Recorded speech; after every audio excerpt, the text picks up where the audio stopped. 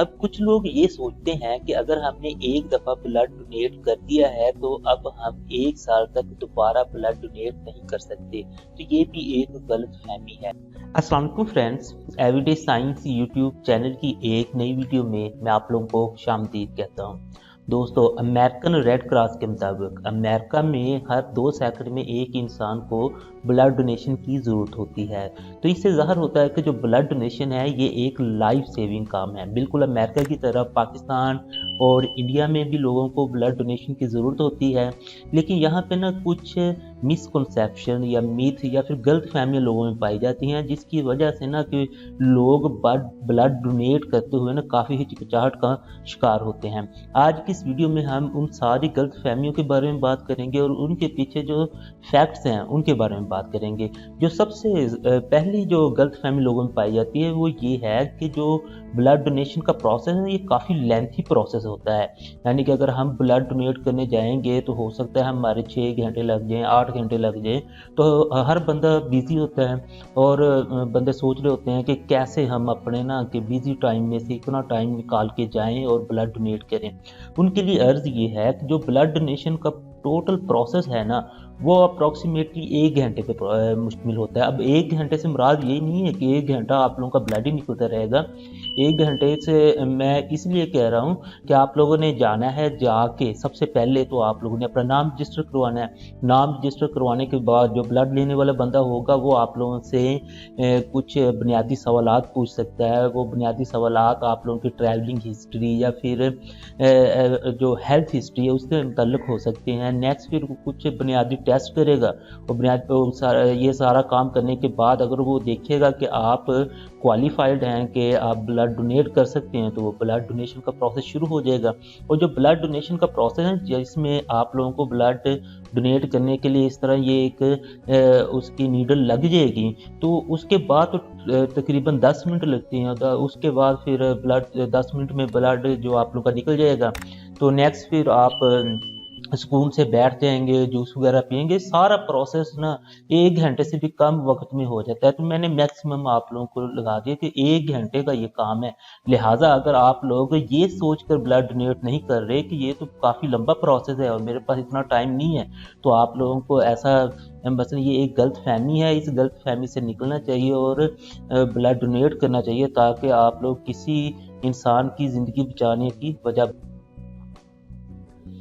दूसरे नंबर पर लोगों में एक ये गलतफहमी पाई जाती है कि जो ब्लड डोनेशन का प्रोसेस है ये काफ़ी तकलीफ़ दह प्रोसेस होता है। तो इसलिए भी अब अगर काफ़ी लोग बहुत हसास होते हैं तो वो सोचते हैं कि अगर ये इतना ही तकलीफ़ दह प्रोसेस है तो हम ब्लड डोनेट ही नहीं करते। तो उनके लिए ये अर्ज़ है कि जो ब्लड डोनेशन का प्रोसेस है ना उसमें ये जो नीडल लगती है ब्लड डोनेट करने के लिए, बस इसी की तकलीफ़ होती है। बस अब इसकी तकलीफ़ कितनी होती है वो सिर्फ इतनी की होगी जैसे आप लोग इंजेक्शन के लिए जो आप लोग नीडल लगवाते हैं उसकी, या फिर सिंपल अगर मैं अल्फाज में आप लोगों को बयान करूं तो आप लोग अपने बाजू पर एक चुटकी काटें तो उसकी जितनी भी तकलीफ होती है उतनी की बस इस नीडल की तकलीफ होगी। तो ब्लड डोनेशन का जो प्रोसेस है वो बिल्कुल भी तकलीफ दह नहीं है। ईजीली आप लोग ना ब्लड डोनेट कर सकते हैं विदाउट एनी हर्ट।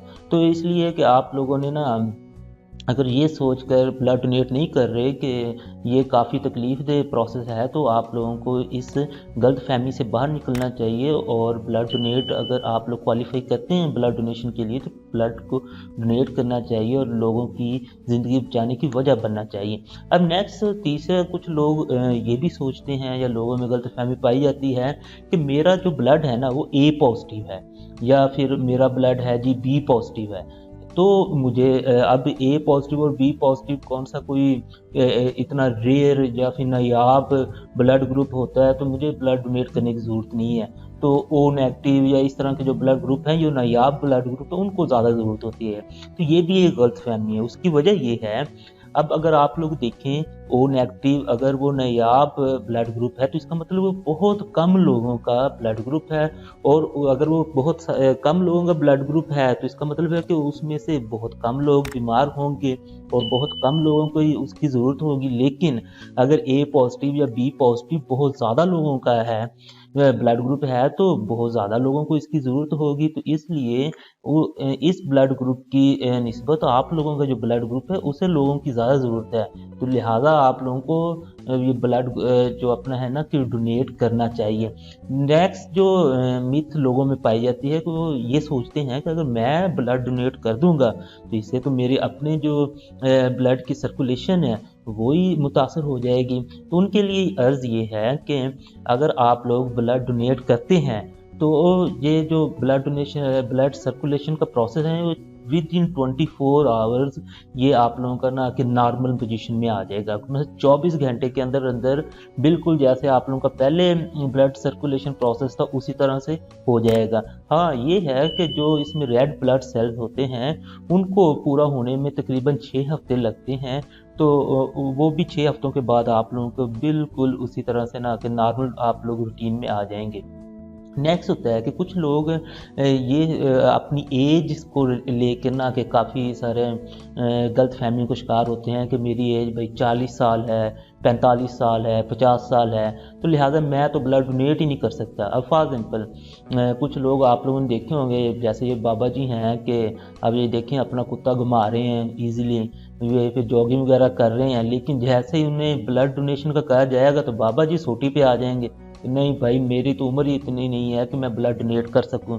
तो इसमें ये है कि जो रूल है ना वो कम उम्र के लिए तो है कि आप लोग 18 साल से अगर कम है तो ब्लड डोनेट नहीं कर सकते, लेकिन अगर आपकी एज 18 साल से ज़्यादा है तो उसके लिए कोई भी पाबंदी नहीं है कि आप लोग 40 साल तक डोनेट कर सकते हैं, 50 साल तक डोनेट कर सकते हैं, 60 साल तक डोनेट कर सकते हैं।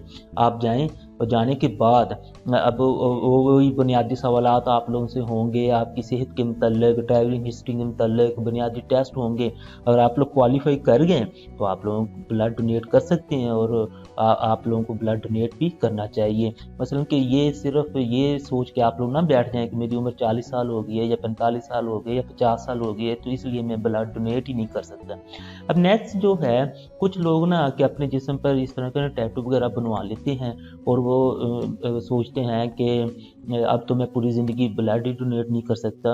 तो उनके इसके पीछे भी फैक्ट है। अगर हम अमेरिका में देखें तो अमेरिकन की ना कुछ स्टेट्स ऐसी हैं यहाँ पर ना कि इस चीज़ की पाबंदी है कि अगर आप लोग टैटू बनवा लिया तो आप लोग 12 महीने तक ना ब्लड डोनेट ना करें और उसके बाद आप लोग कर सकते हैं।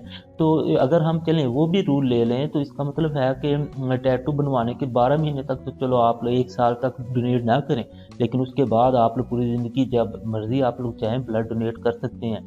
मसलन टैटू बनवाने के बाद आपने ये नहीं सोचना कि हम पूरी ज़िंदगी डोनेट नहीं कर सकते।